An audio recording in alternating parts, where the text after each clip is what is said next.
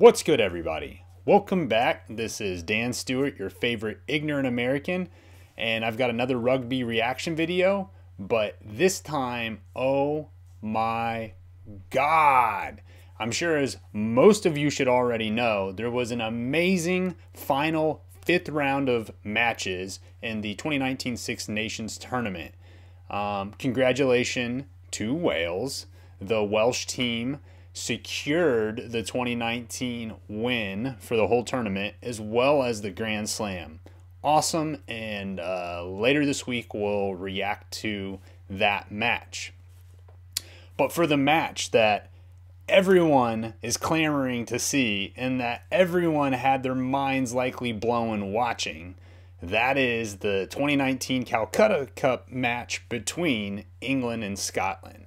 And I got to tell you guys that this being my first time watching a complete rugby match, watched them this past weekend in the fifth round.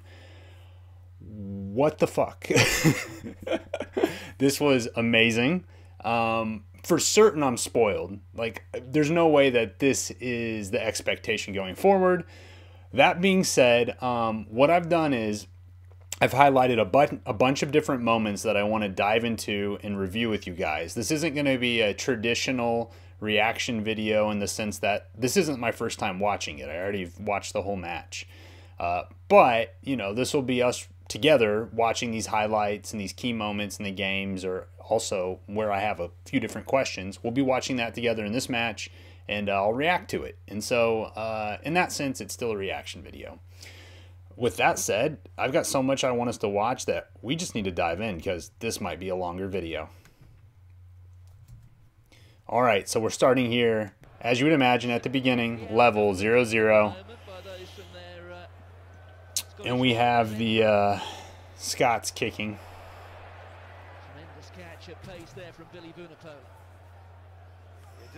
By the way, I'm going to try to get I've got the names over here for the lineup. I'm going to try to get those right through, and you're going to see me looking over here watching them. And that's what, Slade? Yeah, that was awesome. And we're going to see the highlights, so I'm going to try not to go back because there are just so many things we want to watch. But that was an awesome, awesome play from Henry Slade, that last moment pass. So we see us get wide here. But this right here, held it, held it, held it. God, he was looking to pass for the last, like, 5-10 meters. And just waiting, waiting, waiting until that prime moment. When he's got the defender committed, and it's just an easy walk-in for, who is that? Jack Noel. Beautiful. That's really cool. All right. So we're jumping forward now. Now it's still 7-0 at this point. And what just happened was there was a penalty. It was an offside called on Scotland, and they weren't able to get advantage. And so here they are taking the penalty, and you can see Owen Farrell this is aggressive from my understanding.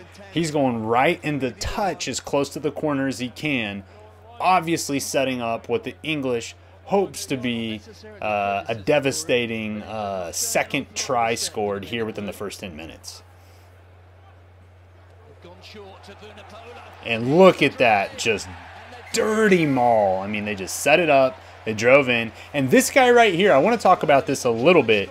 Number 7, Tom Curry, if I'm right. Yeah, this guy, not the most flashy of players that I've seen in the highlights and in this game, but he just, there's something about the way he's played. He seemed to be in the right places at the right times, finding yards when they needed to find them. Just sort of, I personally, without knowing sort of all the expectations of a number 7, he seems to have been in the right places at the right time all tournament. So I'd be interested to hear from you guys.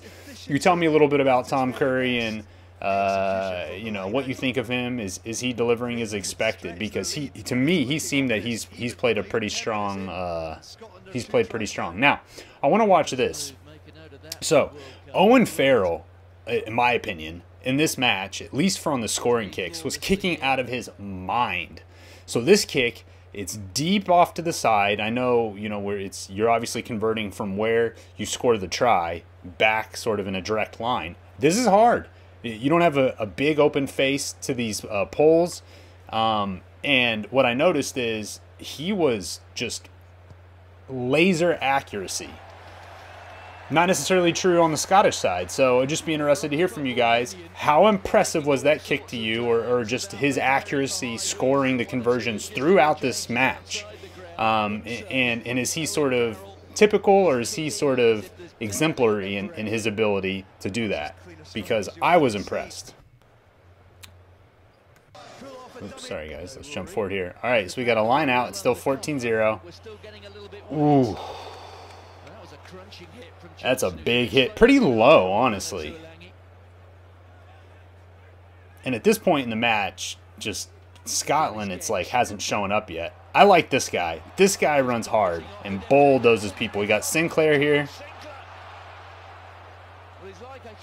Once he gets moving, man, you don't want to get in front of him, and that was just too easy. It was a good play, I think, by Sinclair, just to run forward, get down right away. Don't try to make fancy moves. That's not your role as a forward. Get down, get it out in the ruck, and then if you can get that ball wide, it just looked too easy. It looked just here. We'll watch the replay. Boom! Love to see hits like that. That's a big boy too. Tuolangi. Now this here is obvious, right? Like, go down. You're not beating that guy. Go down, and then get wide immediately. Who is that? That's Ben Young. Like that scrum half is pretty solid. Seems to be, at least. And once they get wide here, it's just too easy. Just throw a little dummy. Okay, yeah, let's go watch this one now. All right, so now we're up 21-0. It's the 19th minute, and Scotland is clawing here. They get out wide here on the pitch. And I'm talking about the field. And it's just, you know, and I think the commentators say this, it just feels like every freaking little inch or centimeter that Scotland's trying to gain here, it just is so difficult in the first half. Here he is. He's saying it right now. It's just, that guy's spot on. So you can see that he just forces it out. I like this. This number 15, Elliot Daly, the fullback, has got some real, he seems to have some real skill. This kick, oh my God, the bounce that it took was just, if that ball hangs up a little bit and rolls right as opposed to left, that's a try. It's an easy try without the sort of fight that we just saw. Now, you might say, well, it sure looked like a try to me anyway. It's not. First of all, let's watch this pass. Sick! Sick. That was beautiful. I noticed Daly has a lot of that in his bag. He's shifty, he's got speed. He wasn't even looking out wide there for, who is that, Jack Noel, but he knew he was there, had that nice little flick back on him. It was beautiful. Now, one thing though I will point out, that wasn't a try, as all of you who watched it live saw. Sick, you know, beautiful play, beautiful series of moves here. What a great step, gets it off. Jack Noel drives here, but it's this part here that proves it's not a try. So you can see here, Ben Young comes in, and he just knocked it on. Let's watch that one more time. Oh, it's got to be so painful. And I can tell you, as a non-rugby watcher, like for my whole life, that wasn't obvious to me. When I first watched this live, it just seemed obvious that he scored. But this idea that if you do touch a ball rolling forward, it's over. You have to secure it perfectly very, very foreign concept to me. It's like a ball out is a free ball. Anyone can pick it up. It can, in the NFL, what I'm used to is a ball can go anywhere at once. You tap it. It doesn't matter where it rolls. Just pick it up. This is a new thing for me to think about, which is, yeah, if you're going to come in and you're diving for a ball, you need to be very crisp and accurate with your grab. Very interesting to see that, and I freaking love this pass. God, that's beautiful. All right, let's keep it moving. All right, so we got a line out here for Scotland. They're just getting, right now, their brains battered in. They lose it very quickly. We get wide. He got, what was that, Johnny May out to Daly. And Daly, see, he got a little too cute. My guess is from how skilled this guy is and how often he gets away with it, he probably does that too much. He turns the ball over being a little cute with some of his passes instead of just going down and taking the ruck, clearing it, and continuing the attack that way.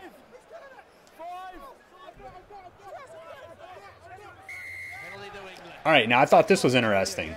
This is why I came back to that point. So from what I just saw, and obviously we're going to see that this is beautiful. What another beautiful underhanded, back behind the back almost offload. Johnny May scoring here. Yeah, also beautiful. But what I saw there in that ruck was, did number 5, did the English player actually get a hold of the ball and sort of win possession? And is that, and then because of the way the Scottish players reacted to it in the ruck and I guess didn't give it up or something like that, is that why they won advantage? That's something I would love to hear, because it just wasn't clear to me. You could hear the ref calling out something specific, but it just wasn't clear what it was, and to me at least, and why it is that English had the advantage there. All right, so let's continue moving forward. Now, I mean, at this point, it seems brutal. It seems impossible. 31-0? Like, I hope none of you guys quit watching this live, because unreal. Now, this one was cool. Once again, we see Jack Nowell getting a little bit loose on the wing. He's getting close to the touchline. He makes a really smart call to kick it, and my question is as follows. Let's go back just a tiny bit. This right there. You see him out of bounds, or that would be the NFL terminology. You see him in touch now. First of all, I get why he made the play. I understand you don't want to get knocked out into touch. If you do, you turn the ball over. But, and by the way, so I totally get that. But what I see him doing now would be illegal in the NFL, which is he's in touch, he's out of the playing field, and he's continuing to run along his path. In the NFL, if you get bumped out of play by someone, you just have to work your way back in to the field, the playing field, immediately, and not try to take advantage of the fact that you're sort of out of the playing field in advance, right? You just got to get back into play. If you run out on your own, or you don't come back in right away after getting knocked out, you actually get penalized. You can't be part of the play because you're effectively running around outside of the field of play. What I notice here is Jack Nowell kicks it forward in an attempt at like a chip and chase, and then sort of runs out and sort of uses his momentum as it carries himself into touch, out of the field of play. Is that legal? I mean, clearly he did it, and you didn't hear anyone, you didn't see a penalty or any sort of flag. I'm just curious about that, because it's different for me to see that, and sort of, are there any constraints on that? Can he just run as far out as he wants? Can he spend as much time out of the field as he wants, out of the playing field, that is? It's just it's very different to see that. Would love to hear.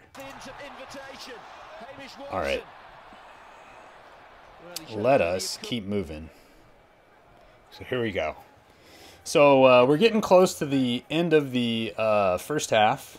It's still a beating, but Scotland. It's still a beating that Scotland's taking, but they aren't down and out. If anything, they are just starting to hit their stride.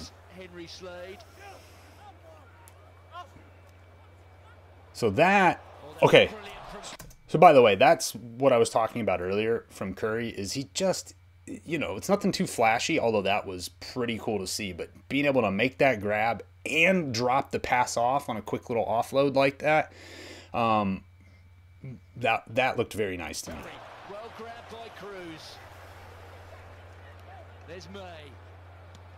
Ooh. Oh, God, every time I see that, awesome. Farrell, whereas his conversion kicking game was on point today, that was an example of a mistake. He just did not have the space to attempt that kick. And what a great freaking charge down. Recovery of the ball. And then I want to show you something that really stood out to me, which is towards the end of his run. So let's see this. There's the turnover. Tulangi drops it. This, he just didn't have the room. What a great charge down. The pickup's great. Now here's what I want to show you. So look, right now he's from us facing him to our right, but to his left is the direction he's sort of tracking along the field. From the way that I've seen these players play so far, it looks like you would think both of these defenders have the speed to catch him. Owen Farrell probably not, only because he's already moving too slow. He's got to accelerate to catch up. But Johnny May, for sure, if they both stay on the same line, he's going to catch him.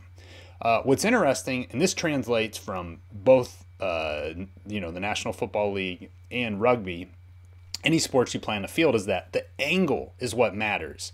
The angle combined with your speed is what dictates who's going to be whom to which point on the field. And so there's this like sixth sense by the Welsh player. Excuse me, I don't see his number, so I can't look his name up. But he's going to cut to his right here, and it takes May out of the play. At that point, because May didn't anticipate it, he's not going to be able to make the cut and follow him. So he's got one shot. He has to go for the tackle as the Welsh player is cutting to his right. And what you're about to see is, obviously, he doesn't make the tackle. His momentum's going the other direction. Right there. He had no choice.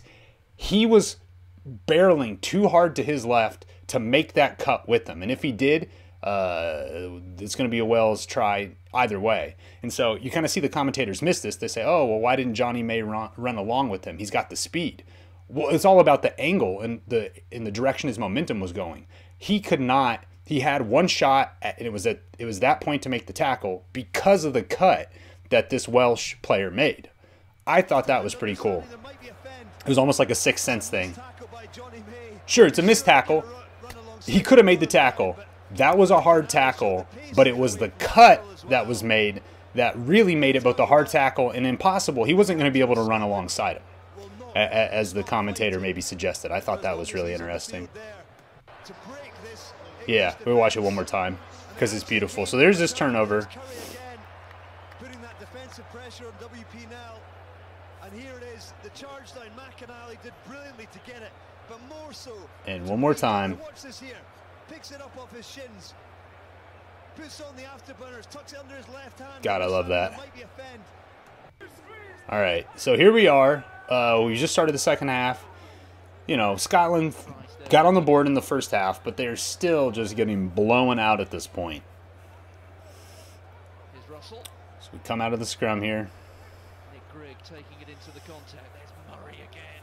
Murray, I should say, being supported by Vunipola. Here's Ben Toulis. Like that little inside pass, which I'm learning more about changing that angle of attack for these runners. It's very interesting. Got a lot to learn there. Ooh, nice job getting hit by two guys, not going down, making some yardage, some ground. So we try to switch the side we're attacking on, and it works. It opens up a hole as the English line tried to, you know, to force their way up and tighten the line, and they just didn't have the bodies. Scotland got wide, and that was a good looking score. That was a well-earned score. Really grinding it out to get it. Let's watch this replay. So here we can see they've forced it up. They get out here wide on the left, and at that point, that was a nice little cut. Takes the step, and who's this 14? It's Darcy. Yeah, I've seen his name a few times. Darcy Graham with a nice try scored. All right, so let's continue to skip ahead. Now, you know, this is going to come back to haunt them, but unlike England, who was able to convert on their tries, even from, you know, the far side of the field or sides of the field, Scotland wasn't. That's going to come back to haunt them. Gathered with the big bear-like arms of Carl Sinclair. Gilchrist.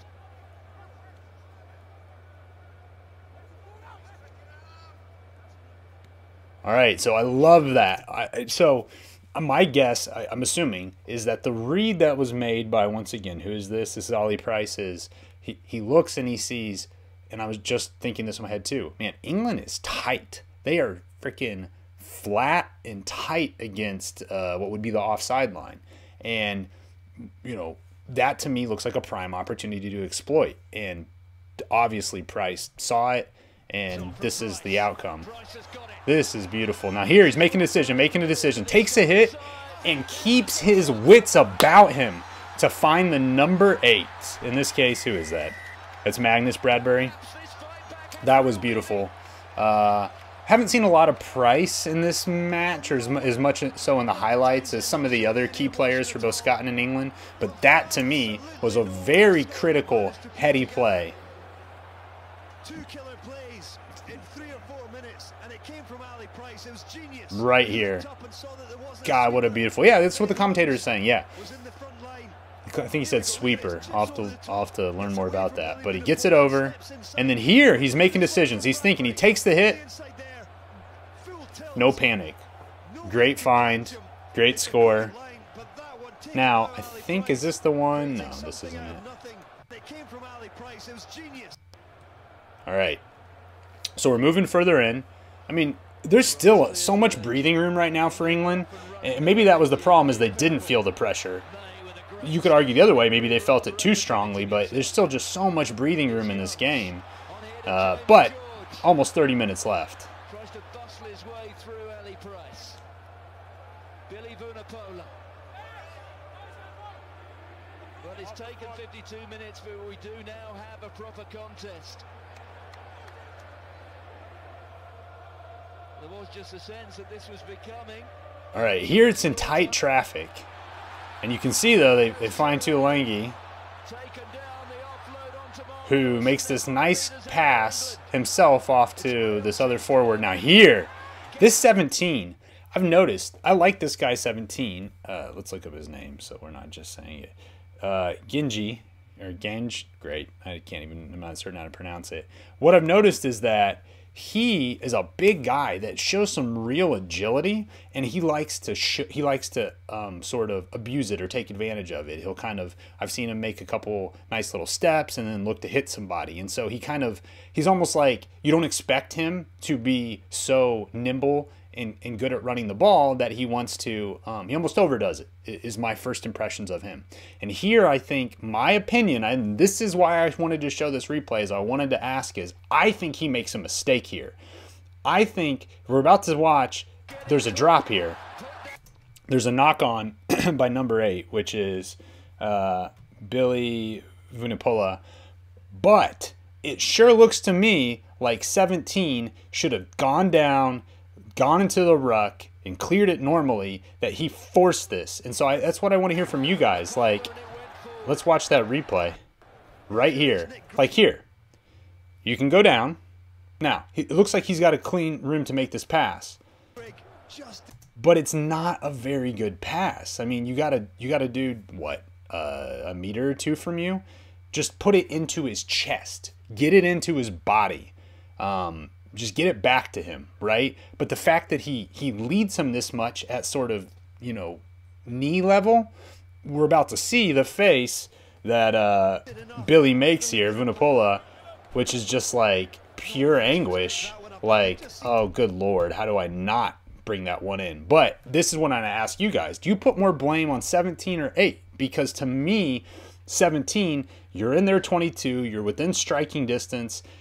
Don't make the risky play. Even if this guy catches 80 or 90% of those, maybe 95, do you still want to make that pass? You know, because it's not like that pass would have immediately led to a score anyway. So would love to get your guys' opinion there. I would put more of the blame on 17 throwing that pass. and trying to drop the offload. But would love to hear from you guys. All right, so here we are. Same score. Scottish line out here.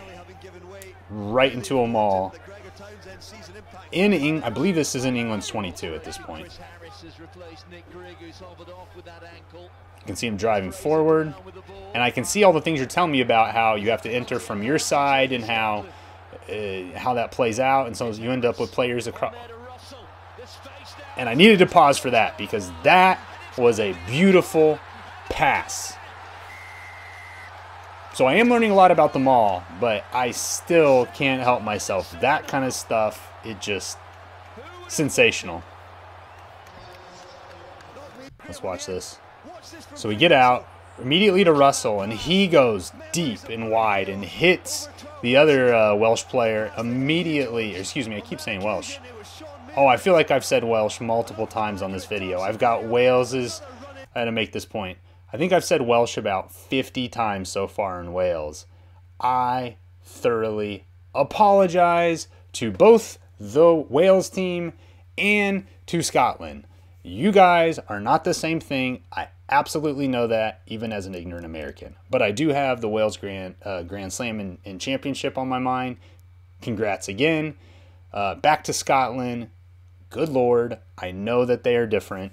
I can't wait to see how you guys rib me in the comments for this one.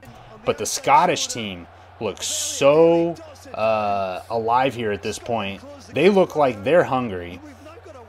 And from what I remember from what the commentator said is they had yet to win in England for the Calcutta Cup in like 30-some years. And so seeing that, is it here that I have it? No, it's here. Let's watch it one more time. That is a beautiful pass, and it's just so easy at that point. What a great try here by Scotland. Not Wales. Beautiful. All right. So let's... Now, I wanted to show this because it's just in comparison to what we saw earlier from Owen Farrell. This guy from almost the same spot on the field just pulls it hard left. And there's a big difference in the way they kicked it. He kicked his with a lot of draw, a lot of sort of movement on the ball, right to left, whereas Owen Farrell kicked his clean, like just right down the pipe, almost no side-to-side movement. And so, once again, if there's anything you guys want to share about what's typical, how kickers tried to strategize from those side conversion kicks, I'd love to hear. But they are now separated by... Oh, here it is again, too. Oh, that's beautiful. A tight, relatively tight spiral, hits him in stride, and there they go from that. That was nice. We already watched that. All right, we're getting towards the end here. Now, the end is when it picks. If you can believe it, after everything you've seen so far, the end is when this picks up. Now, I wanted to show this sequence because I don't know if it's just because they're tired or not, but you can see there's a lot of playing this ball back and forth with kicks, mainly looking for position. They're just drilling this ball back and forth to each other. And is that because they're tired and they're worried about having to try to pick up space or what, via holding possession of the ball? So here you can see, we're going to watch this a bunch of times with the replays. There's a massive hit. It's Owen Farrell, and I want to say it was Darcy Graham, which is, I believe that was the case. And it's just a massive hit. And as you guys have told me, an injury doesn't stop play. This game is being played on. And sometimes you'll see it, like, right, in soccer or football, international football, they'll kick the ball out, right? Like, just like that happened there from Scotland. So was that kicked out because they wanted to allow the players to get some treatment? Or was that kicked out for another reason? I mean, it's very typical in other sports. Oof.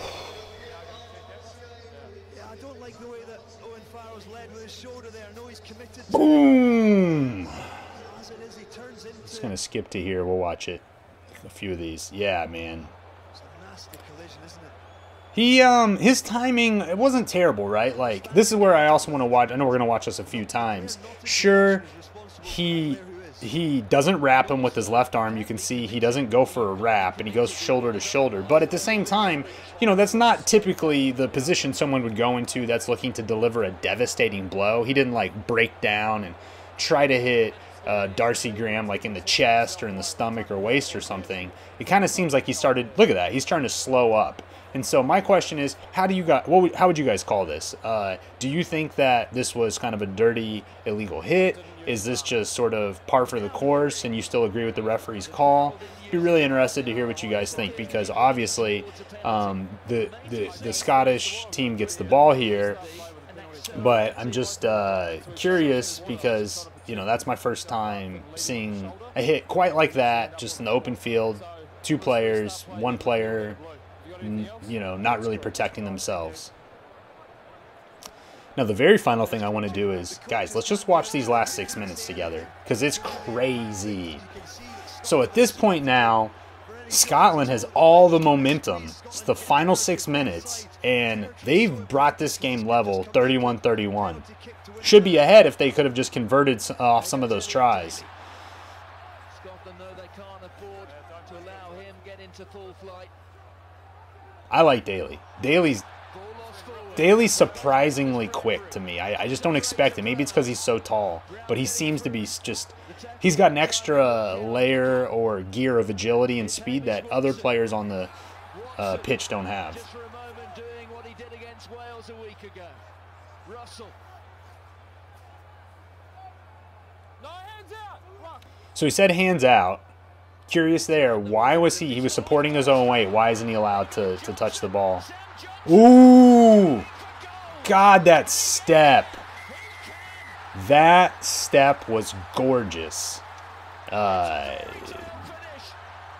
If you're the English team right now, you must feel brutalized, because you just had, and let's look up his name, Sam Johnson from Scotland. He should have been tackled 3 or 4 times here. Let's watch. So here is a fumble forward. Now, they open up. They just, sort of the sea parted there, which, you know, I'm assuming is not great, that those 2 defenders that are right there on the line with him, if they're in better sync or in better coordination, you know, one takes the person passing, the other person takes the person that's received the pass, as opposed to what we just saw, which is they let the person who received the pass go. Now, even now, he should be taken down. He's got an opportunity to be tackled by a few players. Look at that step. That hard cut right. Just shook rip, the English defender, and it's over. But just for good measure, he smashes off a couple English defenders before pushing that ball down for a try. Pretty cool. Pretty powerful. And finally! Oh my God, how many of you Scottish fans were freaking out right now at this point in the match? We're just absolutely losing your minds at this point. And then how many of you English fans were freaking in the doldrums, ordering another pint and just ready to beat your team up after this game? And that hit that Russell took, that was good. We've talked about some of those before. I love that. When they accept the blast, they decide that they're just going to take the hit. Nice right. Nice little right fake step cut. It's beautiful.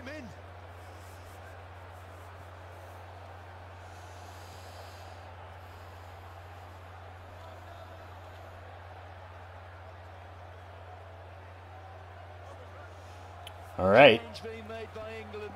So 3 minutes to go. Tuolangi coming out. One of Scottish rugby's biggest fans is J.K. Rowling. She's written a few scripts in her time. She wrote this one. You certainly wouldn't believe it. J.K. Rowling reference. I'll continue making terrible predictions like I did at halftime if it ends up in a game. It's a nice line out. I have questions on that. Not on the purpose of the line out, but more of how much you can throw it offline before you get called. Maybe we'll talk about that in another video. There's been so much to watch and talk about in this particular match. 2.5 minutes to survive. What a comeback this has been. So you can see the Scottish team, they're being careful here. They're clearing it. They've got a lot of players just right behind the ruck. Could be a normal amount. Looks like a lot to me just in terms of trying to be safe.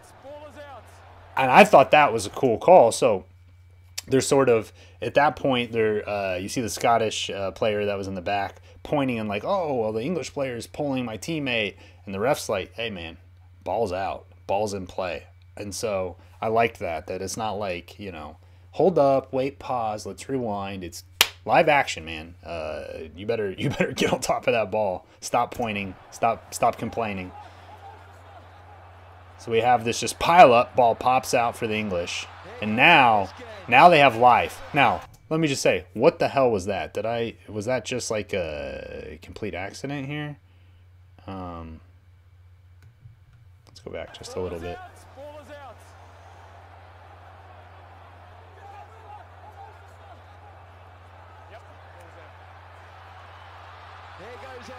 Yeah, no. Finn Russell ripped that out. I forgot about that. I remember seeing that live.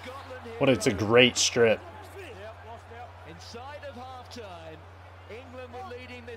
So here he boots it away. There's less than 2 minutes, but 2 minutes is still a lot of time. Even a minute and a half, which is what they're going to have after this line out. 2 minutes is a lot of time, or a minute and a half is a lot of time. It's quite a decision instead of playing for a little bit more time-killing possession. And here's what I mean. Here's that 17 again. Here he is. He's a big guy, agile feet. I like him. There's probably a reason he's not starting, and he's a 17 as opposed to a starting number.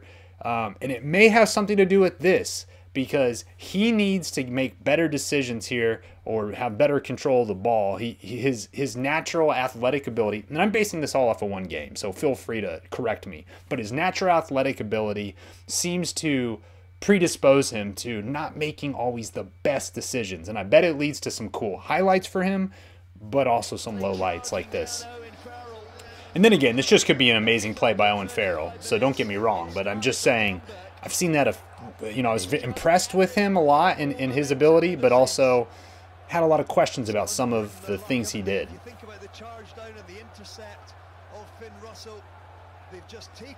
Here we are. So now we're down with a minute. England's in their own 22. It's just not looking hot.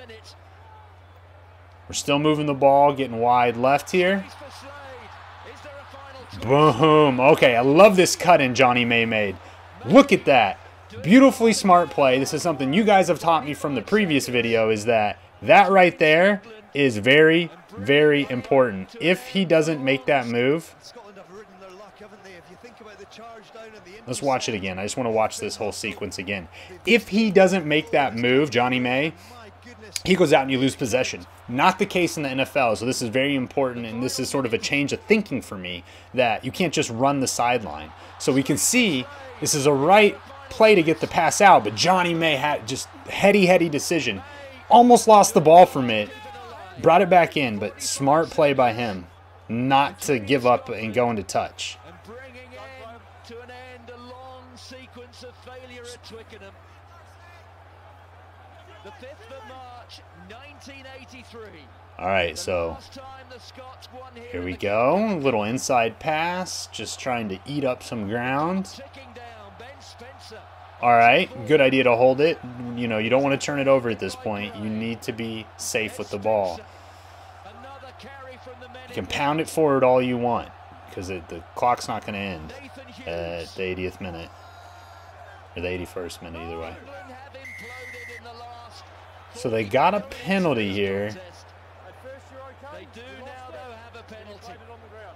And I think it's smart that you can't end a game on a penalty. That would be a problem. It sounds like that was a change, that you used to be able to end a game off a penalty, which would be unfortunate. It makes a lot of sense that you would allow the attacking team to finish.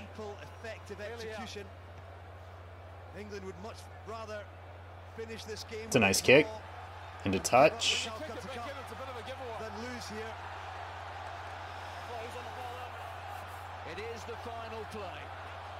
All right, we're down here to the tail end. And still at this point, I mean, it's in touch. At this point, England needs this. They must salvage what would be a tremendous defeat. A tremendous defeat in the Calcutta Cup to Scotland. Just can't give this up. For respect, you must draw this even. So we end up in the maul. You can see Scotland is well prepared. This is well defended. It's slowed down. Is this when the ref would give them that once signal that, hey, it's get something done? So now England has an advantage. Ooh, big hit. There we go. That is a nice step. Noel is shifty. He doesn't seem to be maybe as fast as some of the top end backs, but God, he's relatively shifty. Surprisingly so. And now they're just still grinding and still playing off advantage, which I think is amazing. It must be because sort of creating a penalty in a maul that close to the try line is a huge sort of penalty, and so they deserve a big advantage back for it. That's my interpretation.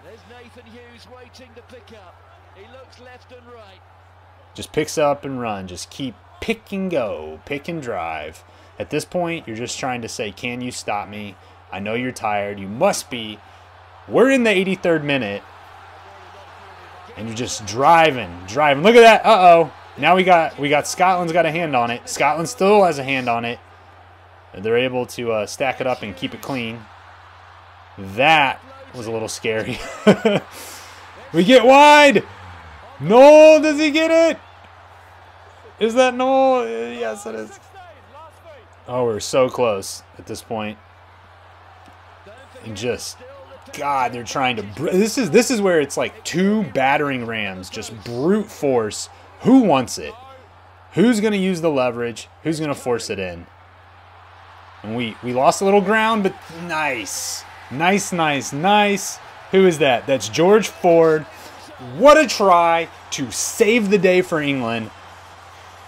Oh my God, if they didn't score there. And obviously it's not over, but he scored so center to the field that you know the conversion's going to come in. So the emotions. To be honest, I don't know what that's like. As an American, you know, we have rivalries, especially within the country. But international rivalries, we don't have anything that could possibly sort of match the intensity and the history of something like England, Scotland, you know, played for over 100 years, from my understanding. So this is cool.